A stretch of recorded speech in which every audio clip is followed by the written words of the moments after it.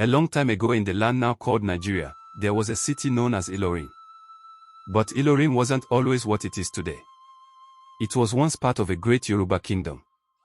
A brave man named Afonja ruled there. But something happened that changed everything. This is the true story of how a warrior's trust turned into a city's betrayal, and how Ilorin lost its crown to another kingdom. Once upon a time, there was a strong and fearless Yoruba warrior called Afonja.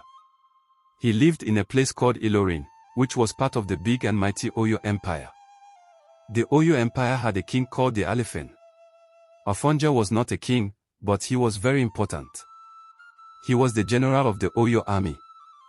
That means he led the soldiers and went to war to protect the empire. Everyone respected him because he was smart, strong, and bold. But one day, Afonja became angry. The Ilorin gave him an order he didn't like. The king told Afonja to go and fight a town that had not done anything wrong.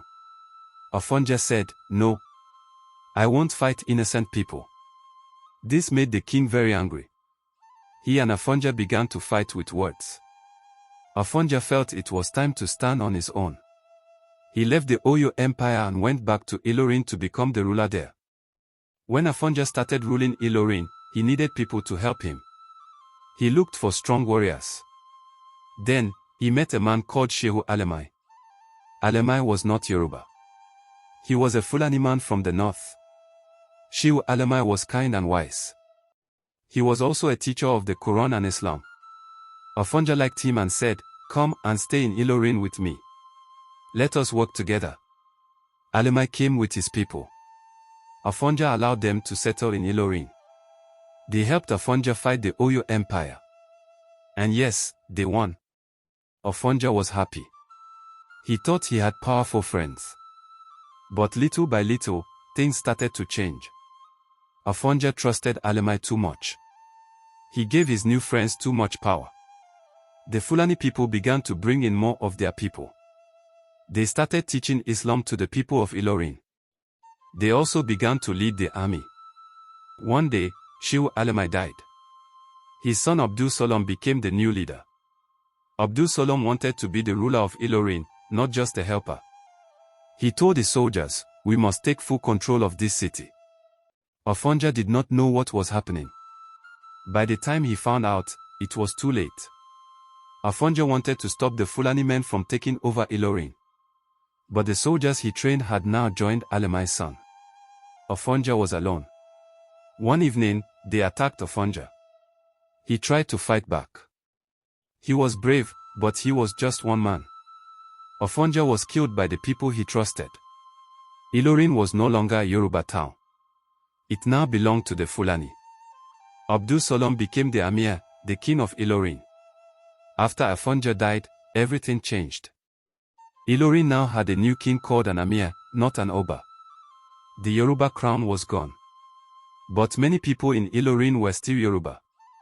They spoke Yoruba. They ate Yoruba food. They kept their culture. But the rulers were Fulani, and they brought Islam and a different way of life. So Ilorin became a city of two crowns, one in the past, and one in the present. Many people today don't know this story.